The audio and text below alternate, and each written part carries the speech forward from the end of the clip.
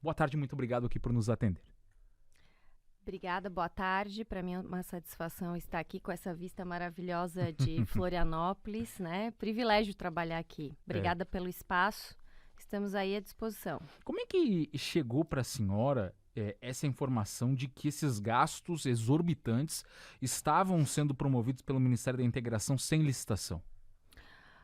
Na verdade, até queria agradecer aqui, foi via imprensa, o jornalista Paulo Capelli, do Metrópolis, publicou uma notícia e me chamou atenção, então fomos atrás, né, para ver o que se tratava e o que o nosso mandato poderia fazer para fiscalizar o Executivo, para acionar o Tribunal de Contas da União, porque me pareceu muito estranho, porque a dispensa de licitação, né, ou seja, contratar sem licitação é uma exceção.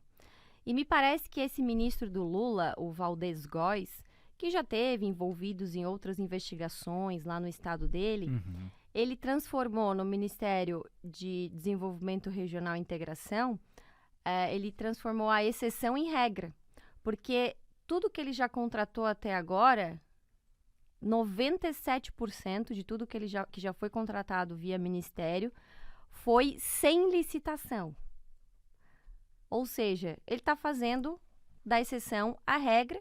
Então, a gente acionou, né, o nosso mandato, meu gabinete acionou o Tribunal de Contas da União, mandamos um ofício que está aqui na minha mão até para o ministro do TCU, o Bruno Dantas, que prontamente atendeu e abriu um processo de fiscalização para analisar o que está acontecendo nessas contratações. Falando de valor, são mais de 500 milhões em contratação sem licitação. Que tipo de contratações são feitas?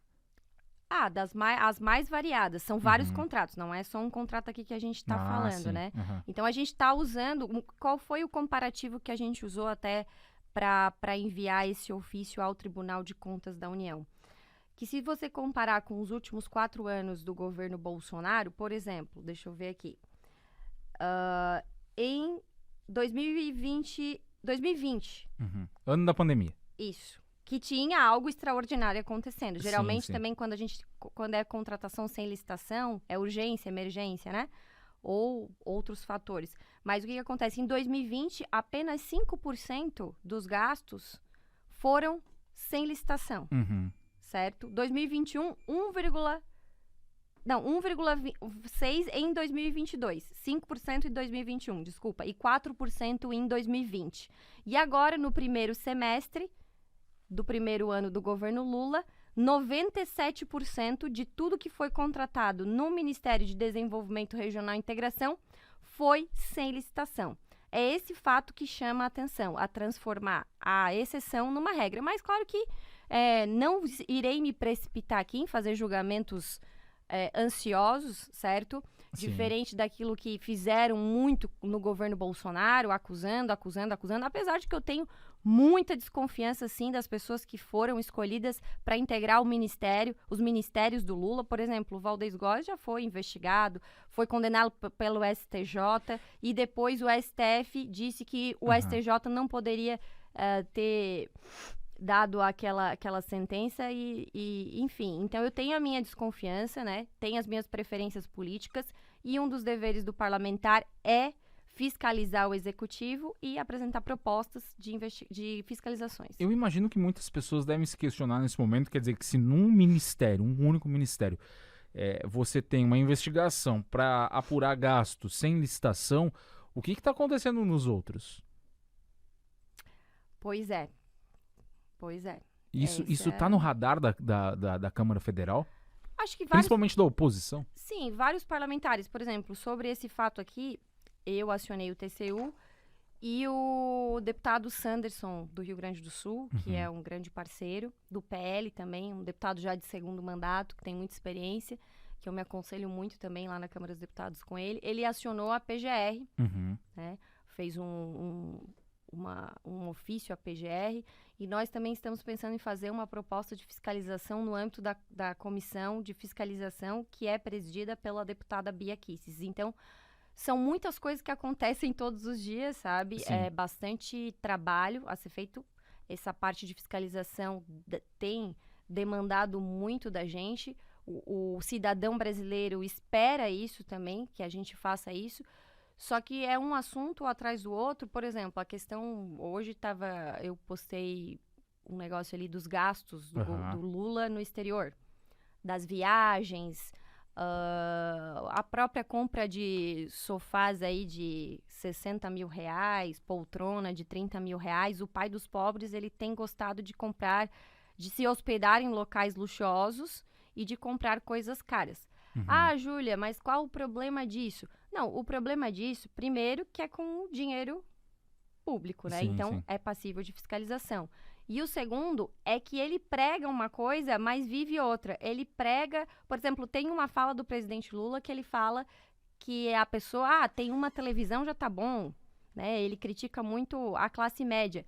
Então, aí ele pega e quer viver no luxo, como outros líderes socialistas que a gente vê fazer e tomar o mesmo caminho que o Lula. Então, a gente demonstra muitas vezes a hipocrisia do Lula e, paralelo a isso, nós também fazemos o enfrentamento com ações legislativas dentro do parlamento. A senhora foi uma das que assinou o pedido de impeachment. Quantas assinaturas já foram coletadas? A senhora tem mais ou menos em cabeça, assim? Foi só de deputados, né?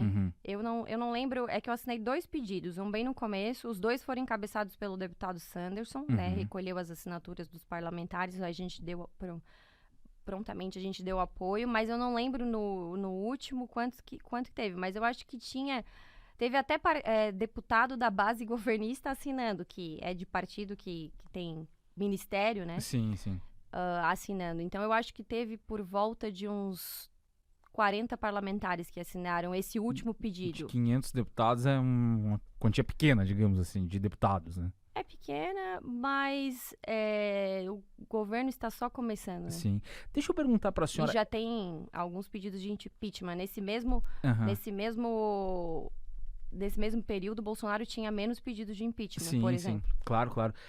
Essa semana, o general Braga Neto esteve aqui em Santa Catarina, né, fazendo visitas, enfim. O objetivo também é organizar o PL para as eleições do ano que vem.